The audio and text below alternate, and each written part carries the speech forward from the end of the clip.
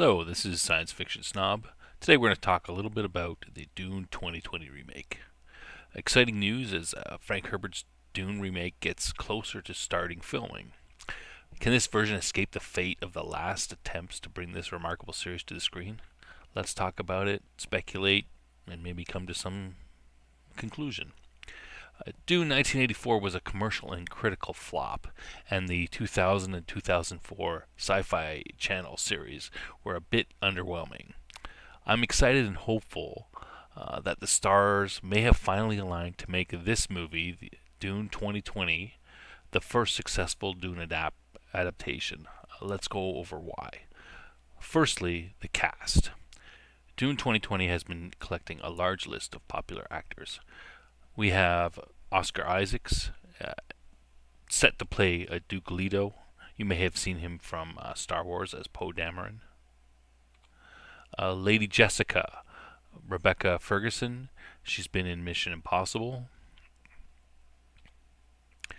Timothy Chalamet, set to play Paul. He played a younger version of one of the characters in Interstellar.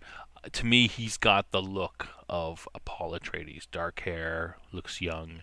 I think, he possibly could do the job properly. Javier Bardem, set to play Stilgar. He's been in Pirates of the Caribbean, Skyfall.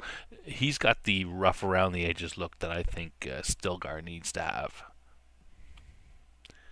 Zendaya, she's set to play Chiani. She's the singer, and she's also played MJ in Spider-Man.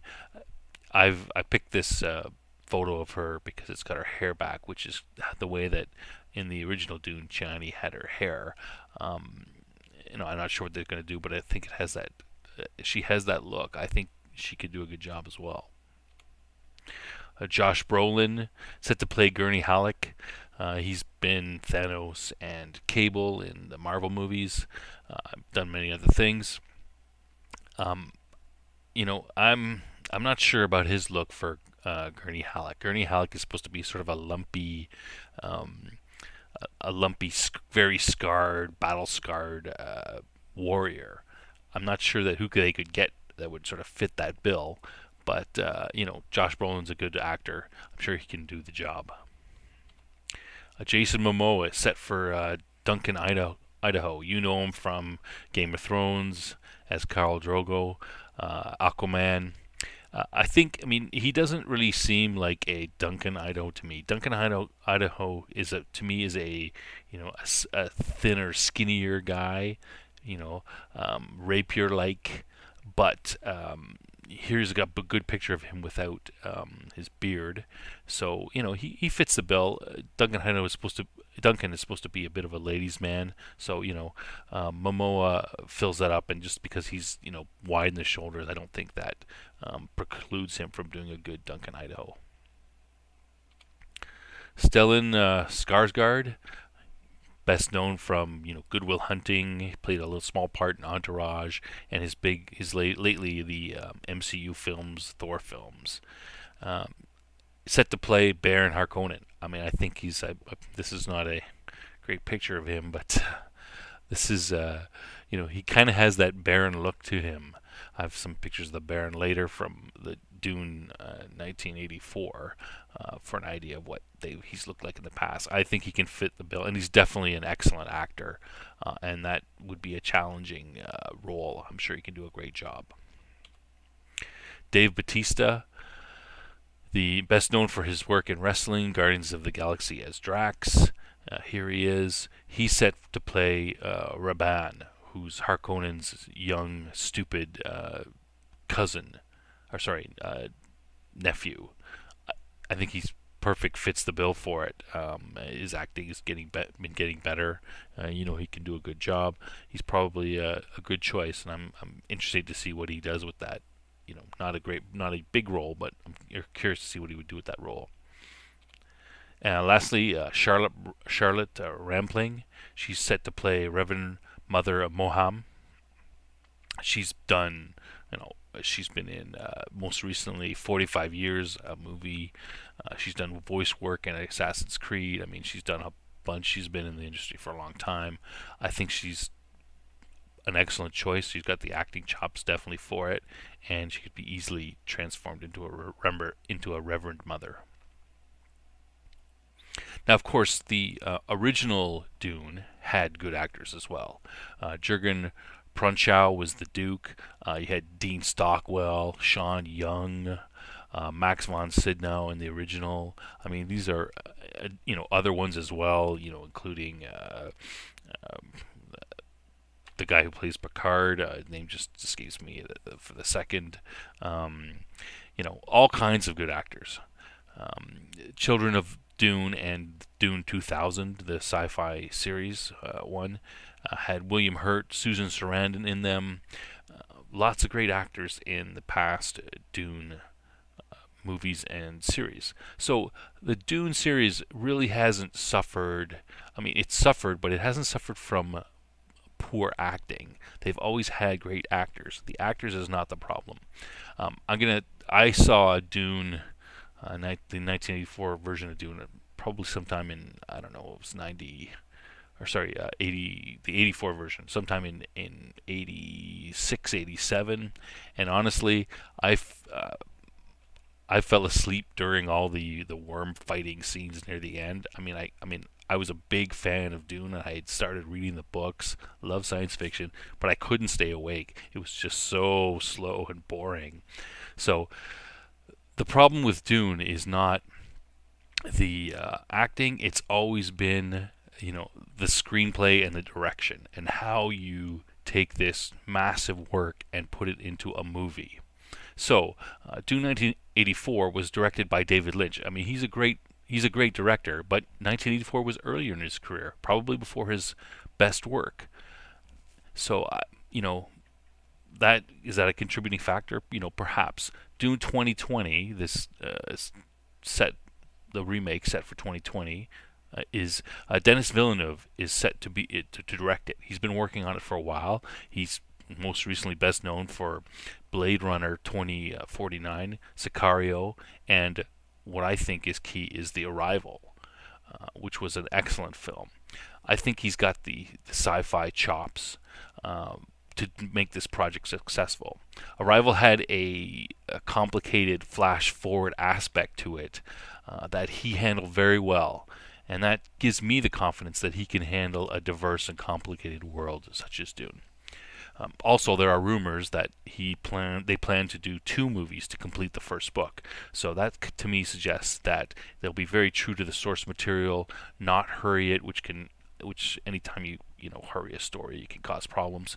So I think that's even a more positive aspect that makes me think that this project could be the first really commercially successful great Dune movie.